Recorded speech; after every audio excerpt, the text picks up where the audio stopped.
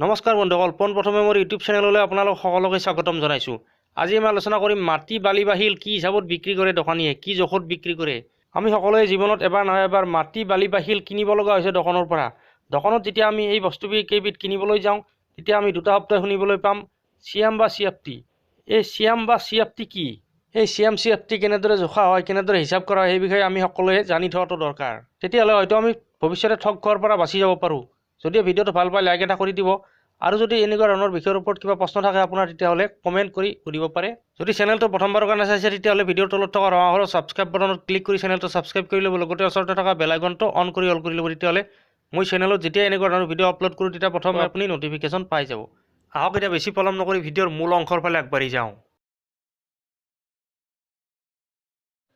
এই জোখটো কেনেকৈ জোখা হয় সেই বিষয়ে জানিবৰ কাৰণে প্ৰথমে আমি চিএম বা চিএফটি কি সেই বিষয়ে জানিব লাগিব। কাৰণ কিয় মাটি বালি বা শিল এইবিলাক বস্তু সাধাৰণতে চিয়াম বা চিএফটি জোখতহে বিক্ৰী কৰা হয়। ধৰি লোৱা হ'ল এইখন এখন ট্ৰাক, এই ট্ৰাকখনেৰে মাটি বালি বা শিল এই তিনিটাৰ ভিতৰত কিবা এটা আমি কিনি আনিছোঁ, ঘৰতে হওক বা অন্যান্য বেলেগ কামতে ব্যৱহাৰৰ কাৰণে হওক। এতিয়া দোকানীয়ে মাটি বা বালি মই যিমানখিনি অৰ্ডাৰ কৰিছিলোঁ সিমান চিএম বা চিএফটিয়ে পঠাই দিছে, কিন্তু মই নিজৰ মনৰ সন্তুষ্টিৰ কাৰণে তেখেতে ঠিকমতে বালি বা মাটিটো ঠিক জোখত দিছে নাই মই নিজেই এবাৰ জুখি চাব বিচাৰিছোঁ। চিএমৰ ফুল ফৰ্ম হ'ল কিউবিক মিটাৰ আৰু চিএফটিৰ ফুল ফৰ্ম হ'ল কিউবিক ফিট। চিএম মানে কিউবিক মিটাৰ বা এম কিউব হ'বলৈ হ'লে কিউব মানে 3, অৰ্থাৎ মিটাৰ পূৰণ মিটাৰ পূৰণ মিটাৰ, 3টা মিটাৰ লগ লাগি 1 কিউবিক মিটাৰ হয়।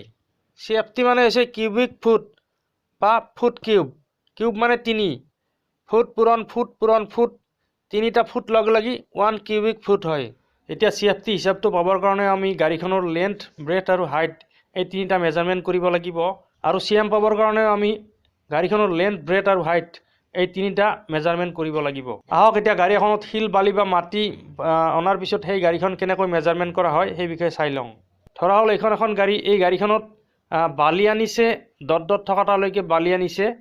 এতিয়া আমি গাড়ীখনৰ বালিৰ হাইটটো চাই লওঁ। বালিৰ হাইটটো জুখিবলৈ হ'লে গাড়ীখনৰ ওপৰত উঠি গৈ আমি এডাল লোহাৰ ৰড বা বাঁহৰ কামিৰে বালিৰ মাজেৰে ৰডডাল একদম গাড়ীখনৰ বডিত লগালৈকে সোমাই দিম, আৰু তাৰপিছত বালি যিমানলৈকে আছে তাত ওপৰৰ ফালে আমি চক পেঞ্চিল এডালেদি চিন কৰি দিম, আৰু তাৰপিছত ৰডডাল বা বাঁহৰ কামিডাল উলিয়াই আনিম আৰু চক পেঞ্চিল যিমানলৈকে দাগ দিয়া আছে ৰডডালৰ একদম মূৰৰ পৰা চক পেঞ্চিললৈকে জুখি ল'ম, আৰু জোখতে যিটো পৰিমাণ পাম সেইটো হৈছে বালিটোৰ হাইট। আৰু এনেকৈ আমি গাড়ীখনত 3 ঠাই 4 ঠাই মানত জুখিব লাগিব। এতিয়া আমি জুখি ল'ম গাড়ীখনৰ দীঘলটো, মানে যোনখিনি জেগাত বালিটো আনে সেই বডিটো আমি জুখি ল'ম। আমি ডালা বুলি কওঁ সাধাৰণতে, দীঘল ভাগটো জুখি ল'ম। আৰু লেন্থ বা দীঘল ভাগটো জুখিবলৈ হ'লে গাড়ীখনৰ বা ডালাখনৰ ভিতৰ ভাগটো জুখিব লাগিব, ভিতৰে জুখিব লাগিব।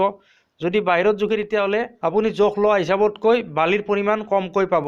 আৰু ব্ৰেথ বা বহলটো আমি তেনেকৈ জুখিব লাগিব, গাড়ীখনৰ বা ডালাখনৰ বডিটোৰ ভিতৰে জুখিব লাগিব। বাহিৰত যদি জোখ লোৱা হয় তেতিয়াহ'লে হিচাপতকৈ বালি আপুনি কমকৈ পাব। ইমানলৈকে সকলোখিনি ঠিকেই আছে।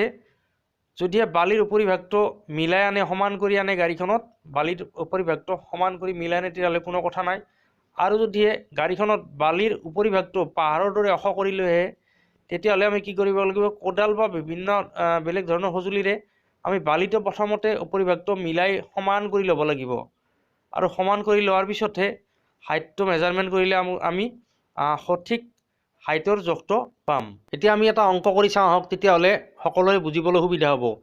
ধৰি লোৱা হ'ল এইখন এখন গাড়ী, এই গাড়ীখনত আমি বালি আনিছোঁ, আৰু ইয়াৰে আমি গাড়ীখনৰ ডালাখনৰ লেন্থটো আমি লৈ লওঁ, মানে দীঘলটো লৈ ল'লোঁ।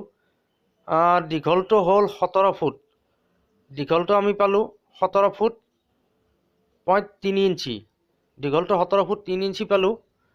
আৰু আমি এতিয়া হাইটটো চাম।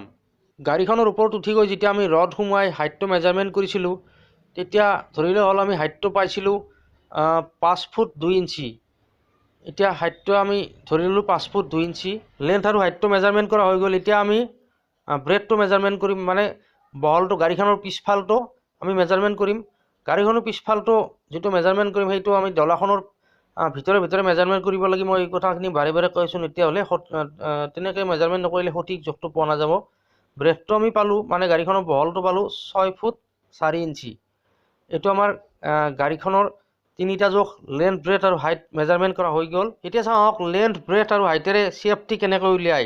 আমি গাড়ীখনৰ মেজাৰমেণ্ট কৰোঁতে লেন্থ পাইছিলোঁ 17 ফুট 3 ইঞ্চি। ফুটটো ঠিকে আছে বাৰু, কিন্তু এই 3 ইঞ্চিটোতেই বহুত জনা বুজা মানুহেও ভুল কৰি পেলায়। এতিয়া আমি ইঞ্চিটোকো ফুটত কনভাৰ্ট কৰিব লাগিব। 17 ফুট 3 ইঞ্চিটো 17 ফুটটো ঠিকে আছে, কিন্তু 3 ইঞ্চিটো এইটোতেই গোলমাল লাগে সকলোৰে। এতিয়া 3 ইঞ্চিটোক কেনেকৈ ফুটলৈ কনভাৰ্ট কৰে সেইটো চাওঁ আহক। প্ৰথম 17 ফুটটো 17টো লিখি ল'লোঁ, তাৰপিছত যোগচিন দি 3/12 মানে 3ক আমি 12ৰে হৰণ কৰিব লাগিব। কাৰণ কিয় 1 ফুটত 12 ইঞ্চি থাকে। যদি 12ৰে আমি হৰণ কৰি দিওঁ 3ক, তেতিয়াহ'লে আমি ফুটটো পাই যাম। 3ক 12ৰে হৰণ কৰি দিওঁতে পালোঁ 0.25 ফুট, অৰ্থাৎ 3ক ফুটলৈ কনভাৰ্ট কৰোঁতে হ'ল 0.25 ফুট। এতিয়া 17 ফুট যোগ 0.25 ফুট যোগ কৰি দিওঁতে আমি পালোঁ 17.25 ফুট।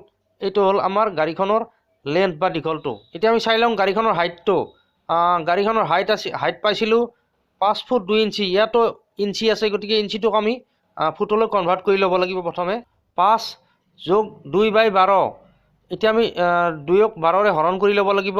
2ক 12ৰে হৰণ কৰোঁতে পালোঁ 0.166 ফুট। 5 ফুট যোগ 0.167 ফুট। শেষৰ 6ৰ পিছত আকৌ 6 আছিল, গতিকে আগৰ সংখ্যাটোৰ লগত 1 যোগ কৰি ল'ব পাৰি, সেইবাবে 6টোক 7 কৰি লৈছোঁ। এতিয়া আমি এই সংখ্যা দুটা যোগ কৰোঁতে পালোঁ 5.167 ফুট। এইটো হ'ল আমাৰ হাইটটো। এতিয়া চাই লওঁ গাড়ীখনৰ ব্ৰেথ। গাড়ীখনৰ পিছফালটো মেজাৰমেণ্ট কৰোঁতে আমি বহলটো পাইছিলোঁ 6 ফুট 4 ইঞ্চি। ইয়াতো ইঞ্চি আছে, গতিকে ইঞ্চিটোক আমি ফুটলৈ প্ৰথমে কনভাৰ্ট কৰি লওঁ। 6 মানে 6 ফুটটো লিখি ল'লোঁ, প্লাছ দি 4ক আমি 12ৰে হৰণ কৰিব লাগিব। 4ক 12ৰে হৰণ কৰোঁতে আমি পালোঁ 0.333 ফুট। এটা কথা মন কৰিব, CFT হিচাপ উলিয়াবলৈ হ'লে লেন্থ ব্ৰেথ আৰু হাইট তিনিওটা জোখেই ফুটত থাকিব লাগিব। সেইকাৰণে আমি ইঞ্চিটোকো ফুটলৈ কনভাৰ্ট কৰি লৈ আছোঁ প্ৰথমে। এতিয়া আৰু হৈ গ'ল। এই অংকখিনি প্ৰথমে কৰি লোৱাৰ পিছত বাকীখিনি একেবাৰে সহজ। আমি লেন্থ পালোঁ 17.25 ফুট আৰু হাইট পালোঁ 5.167 ফুট আৰু ব্ৰেথটো পাইছিলোঁ 6.333 ফুট। এই তিনিটা ফুট লেন্থ ব্ৰেথ আৰু হাইট তিনিওটা ফুটকে যদি পূৰণ কৰি দিয়া হয়, তেতিয়াহ'লে আমি CFTটো পাই যাম।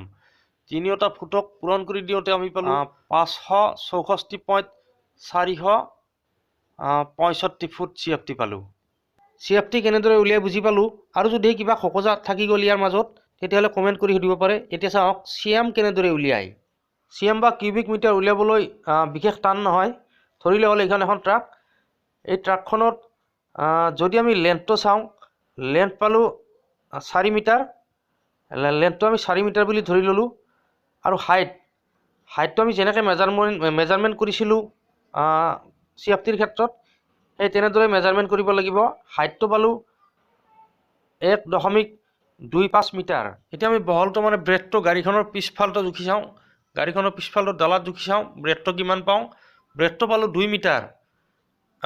এতিয়া এই তিনিওটা জোখৰে যিটো অংক ওলাব তাকে আমি ভলিউম বুলি কওঁ। CM বা কিউবিক মিটাৰ উলিয়াবলৈ একে প্ৰচেছ। CFTত যেনেদৰে তেনেকৈ একে প্ৰচেছ। লেন্থ ব্ৰেথ আৰু হাইট তিনিওটাকে পূৰণ কৰি দিব লাগিব। আমি লেন্থ পাইছিলোঁ 4 মিটাৰ, পূৰণ 2 মিটাৰ পাইছিলোঁ ব্ৰেথ, আৰু পূৰণ 1.25 মিটাৰ পালোঁ হাইটটো। এই তিনিওটা অংককে যদি আমি পূৰণ কৰি দিওঁ, তেতিয়াহ'লে 10 CM পালোঁ। 10 CM বালি পালোঁ আমি ইয়াতে এই গাড়ীখনত। আজিৰ ভিডিঅ'ত ইমানতে অন্ত পৰিলে। পুনৰ লগ পাম নতুন এটা বিষয় লৈ নতুন এটা ভিডিঅ'ৰ সৈতে। যদি আপুনি মাটি বাৰী বিষয় বা এনেধৰণৰ হিচাপ নিকাচ বিষয়ৰ ওপৰত ভিডিঅ' পাই থাকিব বিচাৰে, তেতিয়াহ'লে ভিডিঅ'ৰ তলত থকা ৰঙা ছাবস্ক্ৰাইব বাটনত ক্লিক কৰি চেনেলটো ছাবস্ক্ৰাইব কৰি ল'ব। লগতে ওচৰতে থকা বেল আইকনটো অন কৰি ল'ব। ধন্যবাদ। জয় আই অসম।